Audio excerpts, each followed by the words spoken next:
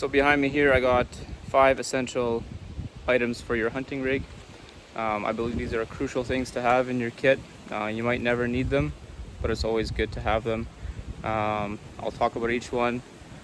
So all the things that I have here together should run you probably under 150 bucks, minus this guy here, and then of course tires, which I'll be starting off with the tires.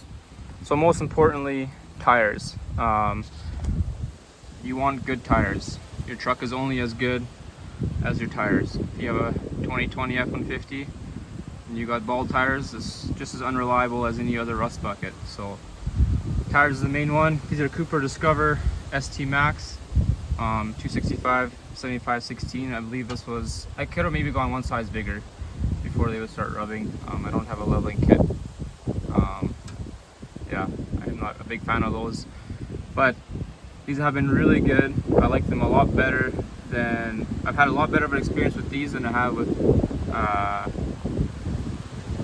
KO2s or Duratrax. Yeah, better. I like them better than the KO2 and Duratrax. I find they last longer and they're better. Like, I drive gravel every day. They've held up really well on the gravel. They don't wear funny. Although I don't put a ton of miles on the truck, so I've had 4 years out of these already and still got decent tread.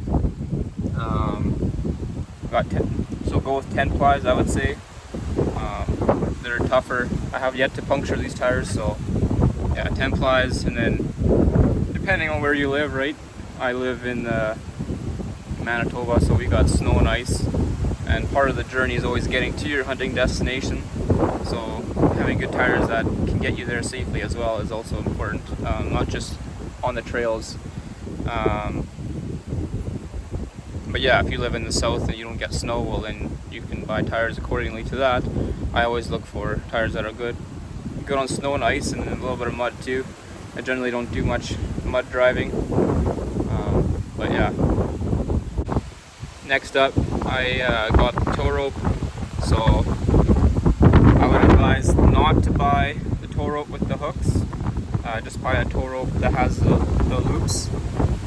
They have bigger loops. And then, you know, if you want to pull somebody out, you can. The best way to do it is to put those loops in your hitch receiver, and then put a pin through there. It's not ideal. I would advise against using a ball hitch to pull anybody out. It's pretty dangerous. I've actually seen not personally but online, of a guy who was killed because the ball broke off and came through the windshield. So, but yeah, definitely a good tow rope. I would say get at least double of what your vehicle weight is, and thicker than that. You know, the stronger the better, obviously. And I know some of you guys will be saying you should get a recovery rope. Well, yes, recovery ropes are great, but they're also really expensive, and unless you're really stuck, like, you can get by with this. So if you're on a budget, which is kind of why I'm making this video, is more for younger guys who don't, or I would say younger, or people who don't have any experience with hunting and they're just trying to get out. You know, they've always wanted to hunt, but maybe they've never gotten a chance to, and they've never had a mentor, and kind of need the basics to get started. So yeah, we'll move on to the next item. I would say these are all pretty important, but booster cables. Booster cables are obviously good. If your battery's dead, always check to make sure your battery's good before you go out into the woods. You know, you don't know if somebody is able to stop by and boost you, but they are not just handy for, for hunting. They're always handy. You know, like, you could be in Walmart, battery's dead, and ask a guy for a boost next to you, you know. So just always have that on.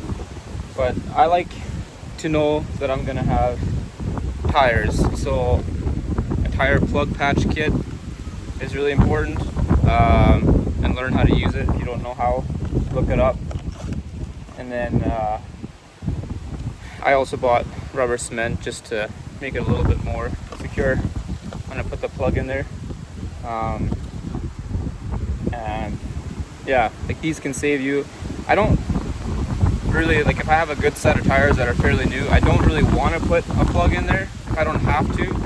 So So if you have a spare tire, like that's another thing. Spare tires often, guys will have a spare tire, but they haven't removed it in 10 years, and then it's stuck underneath it's all seized up underneath the truck. So if you're planning on ever using your spare tire, I would say do it at home when you're got all the tools available to you, and try and get that tire off and glue up that cable, and yeah, get that working, and to make sure that when you do need a spare tire, that you have one. And but if you are putting plugs in, you're going to need a tire inflator. You're going to need some way to inflate your tire. There's plenty of different kinds you can buy. This is probably the cheapest one you can get. I've tried it. You know, it's not like a big air compressor. It'll take you a little bit, but it'll fill up your tire. You know, one of the reasons why I'm making this video again is because I've actually had a lot of experiences on the lake and in the woods. Like, my dad didn't hunt, and I didn't have anybody to show me how to hunt, so I'm kind of self-taught, me and my brothers, and we winged it a lot. And I would say I learned a lot from their mistakes. I've been always a bit more preparedness minded, however you would say that, where those my brothers, they're more just winging it kind of guys, and so they were kind of my mentors. I wouldn't say the best, but they're also just self-taught. So the amount of times that we got stuck in the woods trying to cross a mud puddle that we shouldn't have tried crossing, or not putting boat or gas in the boat, thinking that there was still enough gas in there without actually checking, and running out of gas in the middle of the lake. And one time my brother was we were hunting, and then once it was time to go back, luckily there was another truck there. Turns out the battery was totally dead, and he knew that. He had boosted it that morning to get it going, but he didn't tell anyone. So we had a dead battery trying to leave the hunting ground. So stuff like that is preventable if you just take a little bit of extra preparedness and just think ahead a little bit. That'll get you a long ways already. And then last, this is kind of an expensive item, but it's really nice. These are portable booster packs. I've used it to boost tractors and skid steers and stuff, and they work pretty good. They are pricey, so that's kind of why I have it last on the list. It's not really part of the 5. I would say tires is number 1, and that's probably the most expensive thing. Once you have that down, then of course, a tow rope and a booster cable, you should have those. Like, those are cheap enough items, and the plugs, right? Those plugs and that inflator, I think that together was probably $40. So what else can I add to this? Oh yeah, I got a little bit of a bone to pick with leveling kits. So if you think you want to get a leveling kit, go for it on your trucks. I would say that's kind of one of the most useless things you can do. It really doesn't give you much more ground clearance when it comes to your rear diff and stuff, and it makes your suspension ride worse. I don't know how else to word that. Like, you get your factory ride. Like, if you have a newer truck, they drive pretty nice, and once you put a leveling kit on there, the cheap standard leveling kits, that's what I'm talking about. Once you put those suckers on there, then you're going in for a rough ride. Your wheel alignments are always messed up. Like, I used to work in a shop, and guys that had leveling kits were always buying tires. The front tires were always wearing, even after wheel alignments. The front axles were always, busted up. You can get the right axles, but there's such an angle, like a little bit of a longer axle, but the angle is always, the CV joints has changed once you put a leveling kit on there, and so you'll be going through a lot of those. And I don't know, I always just think they're kind of useless. Just keep it stock ride height if you want to keep it reliable. Put as big of tires as you can on there without your tires rubbing.